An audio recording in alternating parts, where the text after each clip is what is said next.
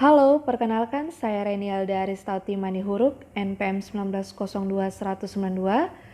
Kami dari Universitas Putra Batam, Program Studi Teknik Informatika, ingin menjelaskan dasar-dasar OSI atau dikenal sebagai Open System Interconnection.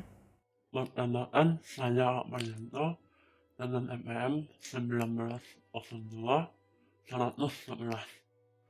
Perkenalkan, nama saya Mega Kristi Aritonang, NPM 1902-173, jurusan Teknik Informatika dari Fakultas Teknik dan Komputer. Protokol jaringan komputer. Protokol jaringan komputer yang berbeda-beda menyediakan banyak sekali layanan dan aplikasi yang beroperasi pada lapisan-lapisan model OSI.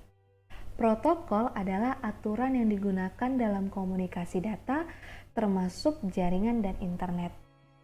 Contohnya seperti Hypertext Transfer Protocol atau yang disebut dengan HTTP.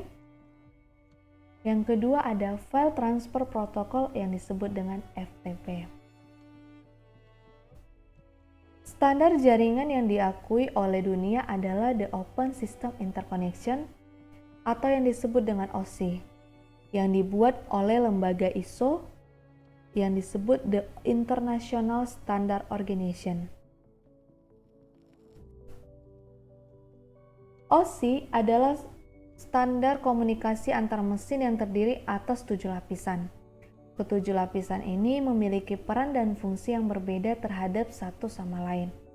Setiap layernya bertanggung jawab secara khusus pada proses komunikasi data. Misalnya, satu layer bertanggung jawab secara khusus pada komunikasi data, sedangkan layer lainnya bertanggung jawab untuk mengoreksi terjadinya kesalahan selama proses pengiriman paket. Nah, OSI ini tuh dibagi dalam dua tingkatan grup, yaitu upper layer dan lower layer. Kalau untuk upper layer ini berfokus pada aplikasi pengguna dan file yang digambarkan oleh komputer. Sedangkan lower layer itu berfokus pada network engineering. Kalian tahu nggak sih sebenarnya tujuan utama penggunaan model OSI ini untuk apa? Nah, tujuan penggunaan utama model OSI ini adalah untuk membantu desainer jaringan memahami fungsi tiap layer yang berhubungan dengan aliran komunikasi data. Nah, yang layer 7 ini yaitu aplikasi atau yang disebut dengan application layer. Application layer adalah lapisan yang paling atas dan sebagian besar dilihat oleh user. Dalam model OSI ini, lapisan ini paling dekat dengan user. Layer ini menerima informasi langsung dari user dan menampilkan data yang dimasukkan oleh user. Tapi kalian tahu nggak sih sebenarnya anehnya itu aplikasi itu sendiri tidak berada di lapisan aplikasi, melainkan dia memfasilitasi komunikasi melalui lapisan bawah untuk membuat koneksi dengan aplikasi lainnya. Contohnya komunikasi yang mengandalkan layer 7 itu adalah browser web, yaitu ada Google Chrome, Firefox, Baidu, dan berbagai protokol seperti HTTP untuk web, FTP untuk perimigasian file antar komputer, dan SMTP untuk email. Nah, setiap paket data yang ditransmisikan melalui jaringan nantinya akan melewati layer-layer tersebut sebelum akhirnya terkoneksi satu sama lain. Aplikasi layer ini kalian tahu nggak sih? Sebagai pelepas data dalam sebuah jaringan dan juga penampil data dalam sebuah jaringan yang memiliki beberapa fungsi. Seperti yang pertama, menyajikan interface antara aplikasi dengan jaringan. Yang kedua, mengatur bagaimana sebuah aplikasi mampu untuk mengakses jaringan. Yang ketiga, membuat pesan-pesan berupa kesalahan pada jaringan. Yang keempat, menampilkan display dari sebuah jaringan. Layer ke-6, presentation. Presentation layer adalah lapisan ke-6 di mana mempunyai fungsi untuk menerjemahkan format data yang akan ditransmisikan oleh aplikasi melalui jaringan atau sebaliknya. Pada layer ini, data juga akan terenkripsi dan dekripsi melalui sistem. Lapisan ini berfungsi untuk menerjemahkan aplikasi sebuah data yang akan ditransmisikan menjadi sebaliknya. Ketika memasuki proses akhir, presentation layer akan menerjemahkan data yang akan ditransmisikan di dalam aplikasi.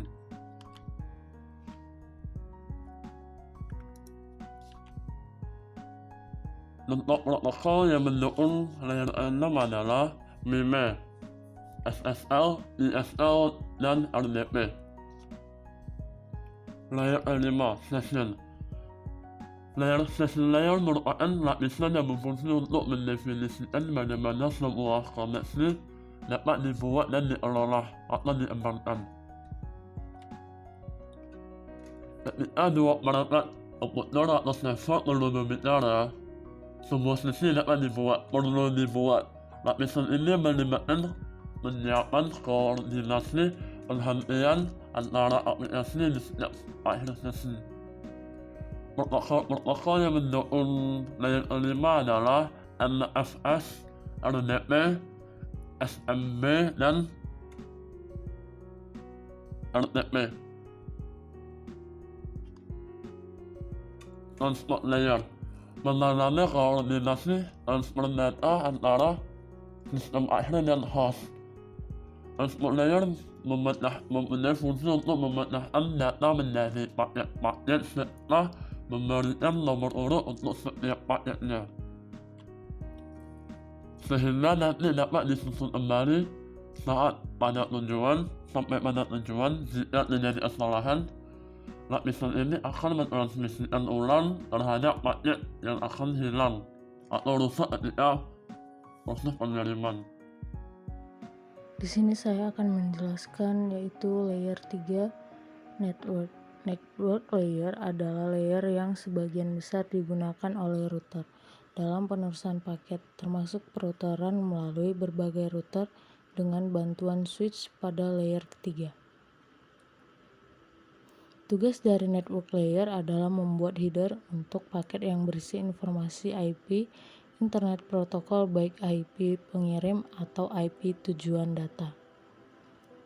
Perlu diketahui bahwa komputer Batam ingin terhubung ke server di Jakarta, tetapi ada jutaan jalur berbeda yang harus diambil. Solusi yang diberikan oleh router adalah memilih jalur yang seefisien mungkin agar paket dapat sampai di tujuan. Fungsi lain dari network layer adalah membuat header pada paket-paket data dan melakukan proses routing.